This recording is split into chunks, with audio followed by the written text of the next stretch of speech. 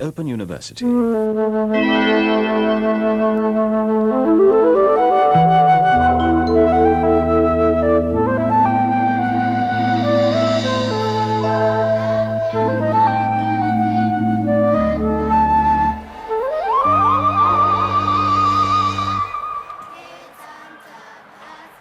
Good morning, students.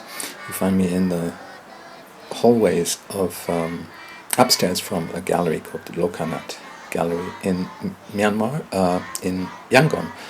Yangon, of course, used to be called Rangoon, and Myanmar used to be called Burma. So I'm having my Burmese days, and I've come here for at least a month, possibly 2 months. Apparently you can extend the 28-day tourist visa just by paying a fee of $3 a day for each overstay day, and that you just pay at the airport. So I think I'm going to do that. So I'm going to be here basically all of February and all of March.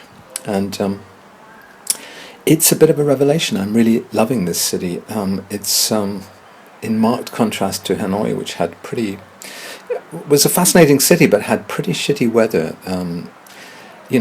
Just a couple of 100 miles to the east of Vientiane, which had beautiful, sunny, warm weather every day. But Hanoi has terrible pollution problems, a kind of coastal weather pattern where clouds roll in every morning and stay there pretty much until lunchtime, and also terrible smog. And it was really ruined for me as a city experience by the motorbikes. I'm delighted to say that the rumours, the information I had that Yangon has no motorbikes in its centre are absolutely correct. There isn't. I've seen one motorbike. Apparently, in 2003, there was a kind of diktat. The military dictatorship, decided simply on a whim that there would be no more motorbikes. It was possibly due to some kind of incident involving a government official's son being killed in a motorbike crash, or possibly to do with pro-democracy activists using motorbikes to spread their message, or possibly, just some sort of terrorist incident where somebody on a motorbike attempted to throw a bomb or something like that. But nobody's quite sure. But they just overnight said that most of the centre of Rangoon can't be accessed by motorbike, which is fantastic. That means you can cross the roads. The cars are relatively placid. I'm staying right in the heart of Chinatown, which is an absolutely amazing environment. It's a very tight grid of streets with very old, ratty but atmospheric buildings, and incredible street markets on basically every street. Vegetables, catering equipment, and I found the most amazing book plaza. It's called the Yangon Book Plaza. It's only been open a couple of years. It's up on the 5th floor of an unlikely building above a market, a really filthy market, which has sort of meat and fish in the basement, and like 3 floors of hectic market activity. Then up on the top floor, there are all these books, and there's one stall which is made up to look like a sort of pavement stall, which has got all these English books, including some Sidney Goodsir Smith poetry. This Edinburgh poet is very obscure, and a whole bunch of bales of books from the French Institute Yangon. So the French Institute's loss is my gain, because they've thrown out all sorts of slightly tatty but perfectly operational copies of books by Michel Leiris and André Gide and Francis Ponge, all these favourites of mine, to be had for 200 yen, a couple of euros each. And so I've been buying a lot of my favourite types of books, these belles-lettristiques, 20th century avant-gardist kind of books. A fantastic book called Nuit sans nuit, The Dreams of Michel Leiris is my favourite so far. So my day basically starts with me heading up there through the markets, and I'm really mind blown by the markets because of the dandyism really of the market traders, who are all have their faces smeared with this white. The women anyway have white powder. Some of the men as well.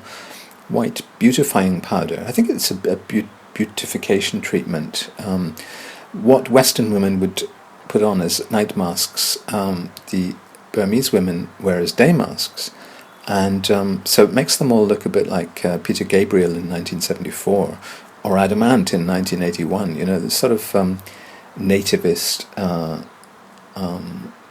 and quite theatrical and alienating makeup, and then these incredibly bright clashing patterns, which I love. You know, I love the fact that the women are all wearing skirts and dresses and look very curvy, and just this utter flamboyance and a kind of colour spectrum that I would associate in the West anyway with, say, the late 60s or early 70s. Orange on pink, pink on yellow, yellow on beige, caramel, green, you know, the sort of, I think it's called the Madras pattern tartans, which are in unlikely bright colours. I really love that Madras pattern. And men, of course, wearing longi, as it's called here. Lungi in Bangladesh, longi in Myanmar. It's basically a hoop-shaped piece of Madras cloth, which you knot in a particular way. I have a lungi with me, but I haven't worn it yet. I mean, the trousers I regularly wear are almost lungi-like, in that they look like a sort of loincloth. But it's a landscape which is not very Western looking, and it's not as if it's just the old people who still wear the traditional clothes, or the country people.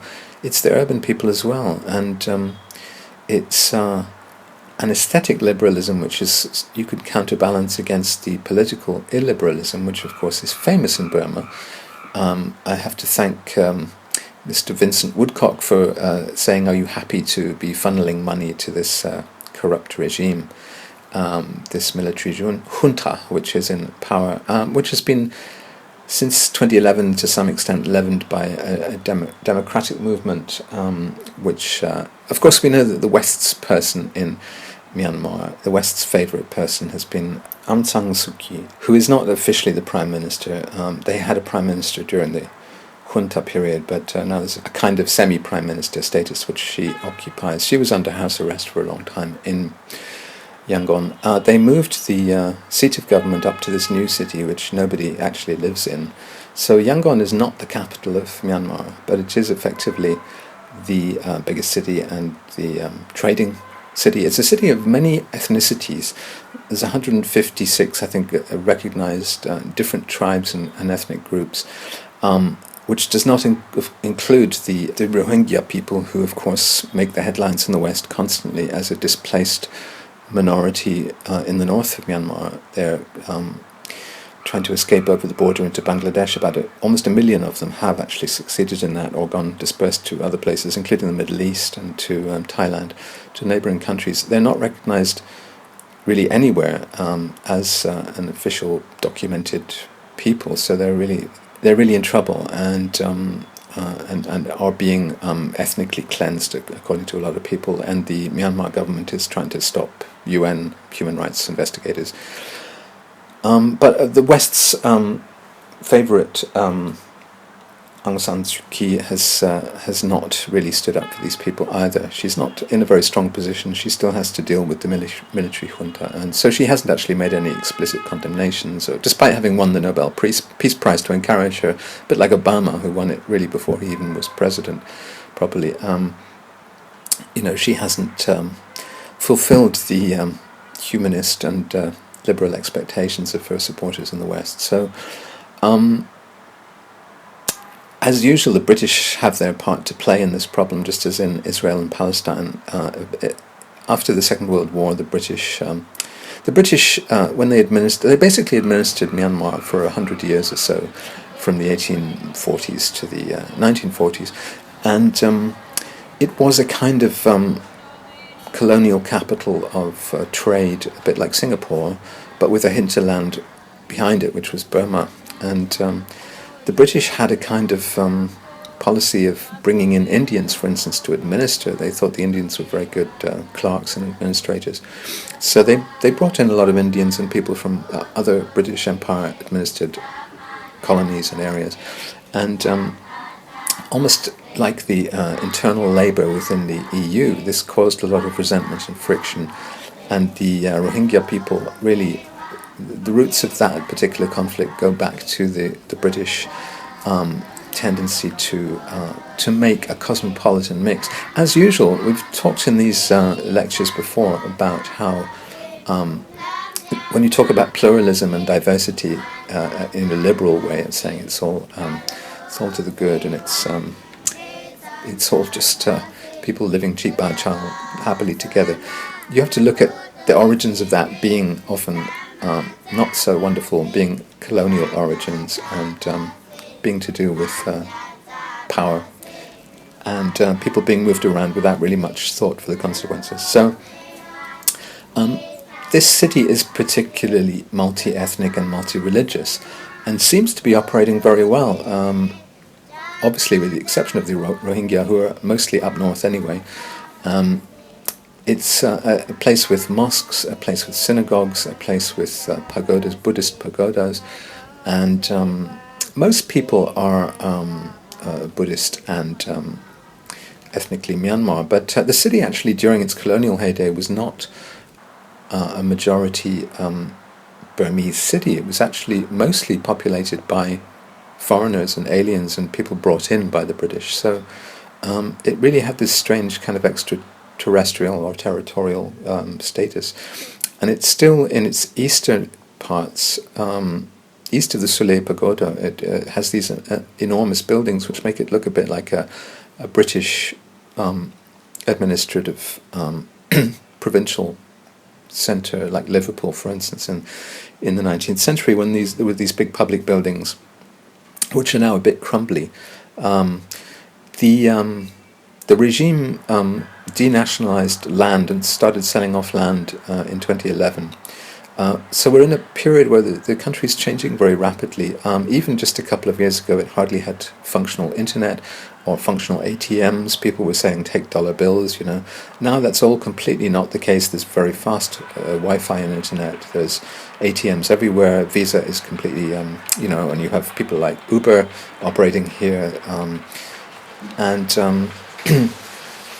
yet some of the junta's better decisions, like for instance banning motorbikes, the fact that they could do that, you had the power as a military junta to do that, have actually made a pretty nice ambience. There has been talk at the end of 2016, there were politicians started saying maybe we should let the motorbikes back. That would be a disaster. I mean, that would be the first step to terrible pollution and to a kind of battle. The kind of battle you see daily on the streets of Hanoi would start to impinge on these wonderful streets, which are a kind of theatre, really, as I experience them. It's not really succumbed to tourism yet. I mean, there is a sense that there's a great equality. The dictatorship was a sort of socialist dictatorship, and of course there was corruption, just as there was corruption under the British, as George Orwell's Burmese Days attests. I bought it's funny, you can buy copies of that, pirated copies on the street, which look pretty much like the original on the outside. Inside they have a different paper grade, actually a better paper grade than the Penguin one would have, and better printing standards, and of course it's only a couple of euros on the street off a stall, whereas if you bought it in Britain it would be £10, but of course it would be £10 with all the intellectual rights and all the other stuff which costs money. It's a bit like generic drugs, what you're paying for is intellectual property and the rule of law.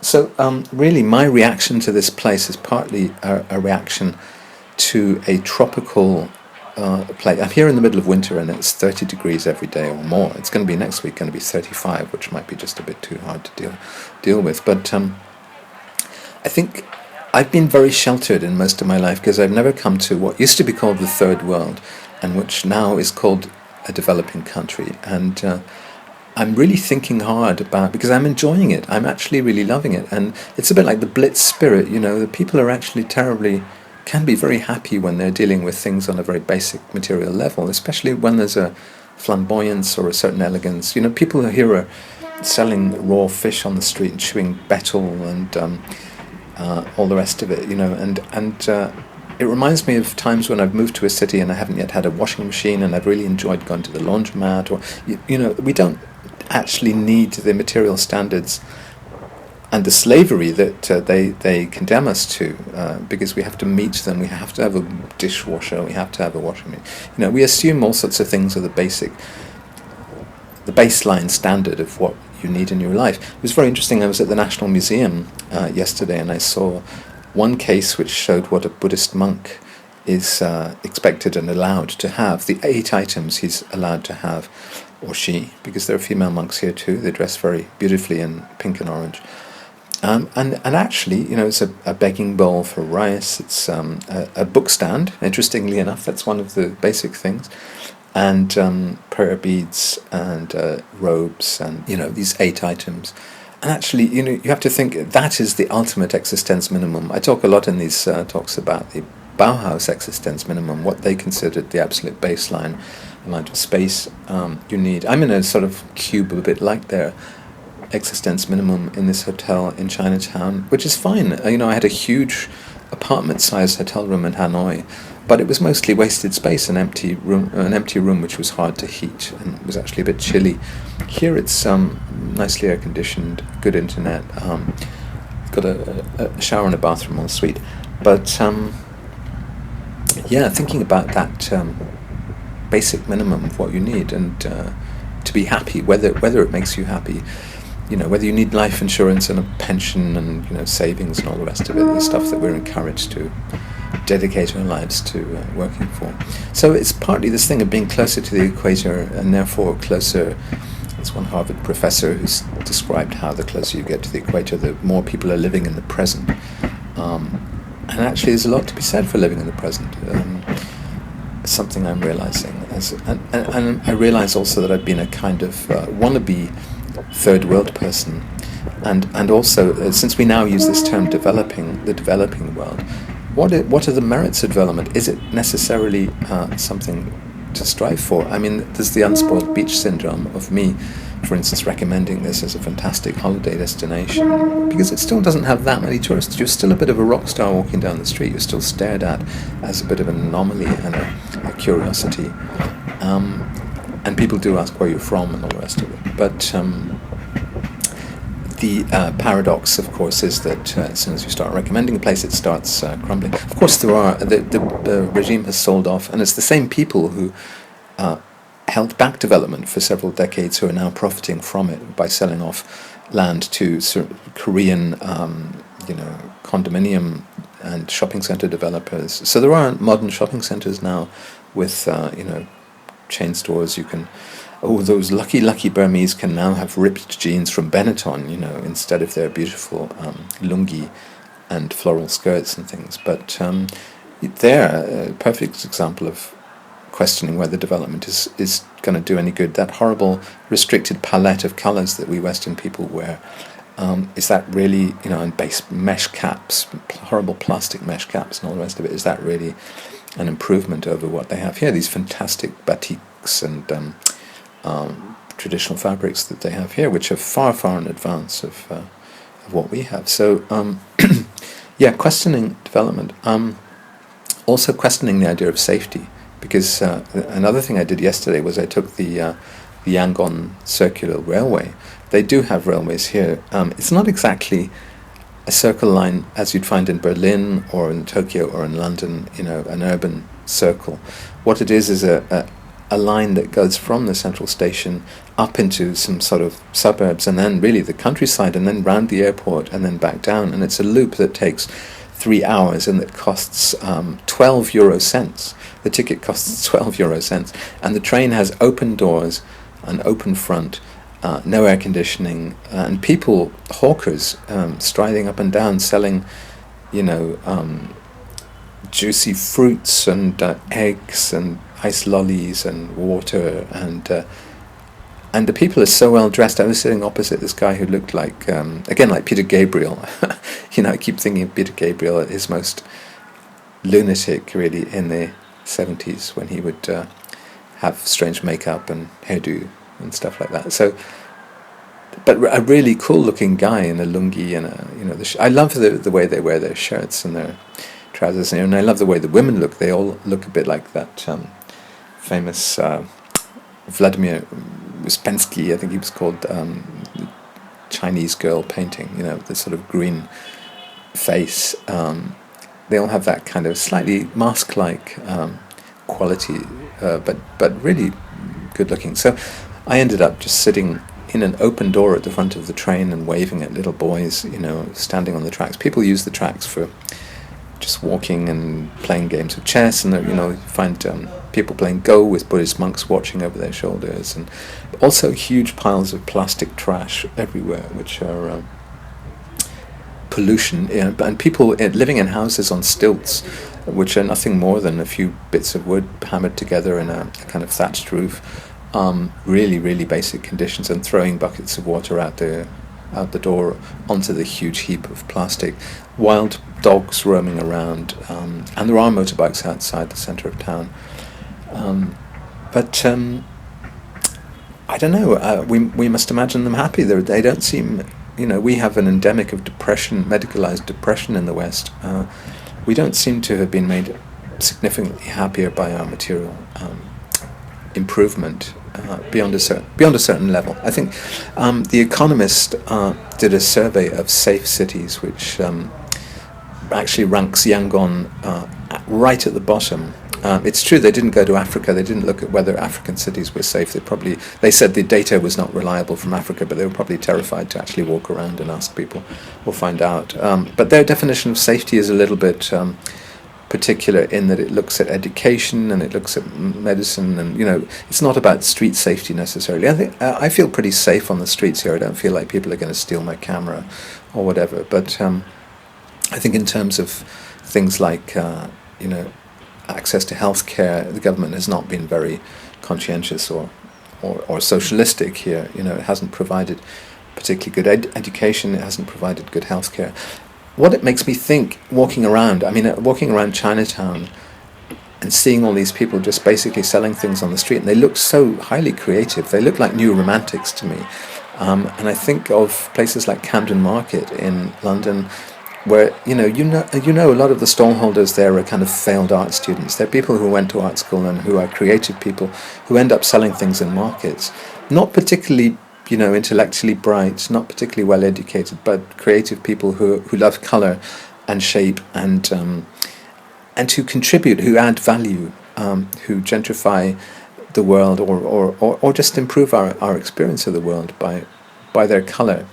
And or artists in general, you could say. It doesn't have to be market traders. So I think of these people as essentially artists who are more interested in the texture, the granular texture of experience than in other standards, financial standards, or even health standards. Of course, this is where you have to encounter guilt and ambivalence, and you have to say, well, what is the life expectancy here?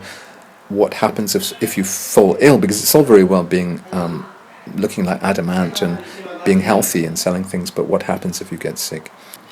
So I am really appreciating being here and really enjoying the experience, and I have to remember that it is partly just sunshine and bright colour and the sensuality of this kind of equatorial, or you're right in between India and China here. I just had a chai tea followed by, with a tea chaser. You get two types of tea served to you. You get this sweet Indian type chai tea, and then you get a sort of pot of Chinese tea, which really cleans your palate and takes away the sweetness afterwards.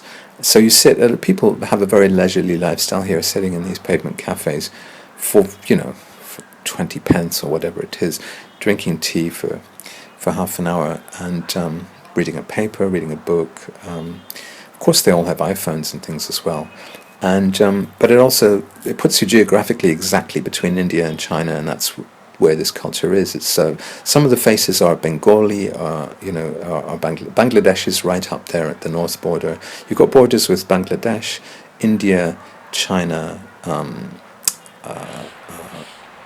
Laos, and Thailand.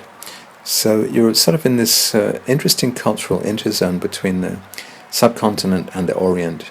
And so some faces here in Chinatown are obviously Chinese and some are Bangladeshi. I think the George Orwell bootleg book that I have, which is actually better than the Penguin original in terms of paper quality, was probably printed by Muslims in the Muslim area around the Sule Pavilion, the Sule Pagoda,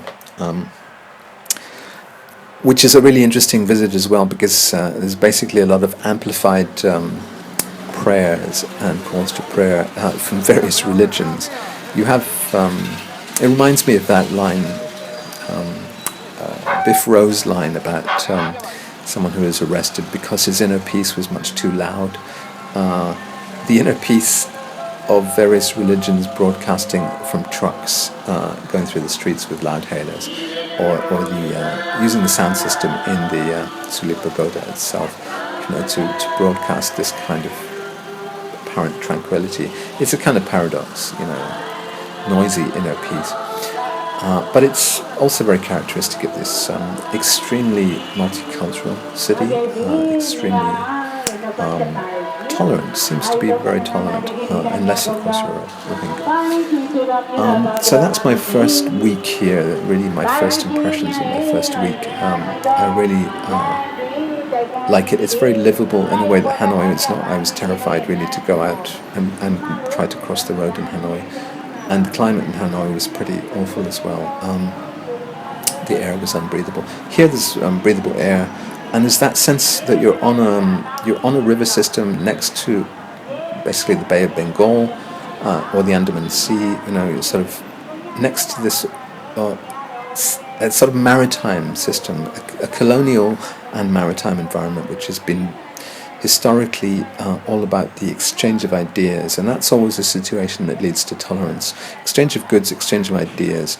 There is this sense that it's emerging from a kind of closure to the world, but it's also been a crossroads for the world as well. So it's got a good mixture of cosmopolitanism and flavor, because you need a certain isolation to preserve flavor. Japan, I think, has the same thing. Of course, Japan, a maritime nation which has been closed at certain points in its history.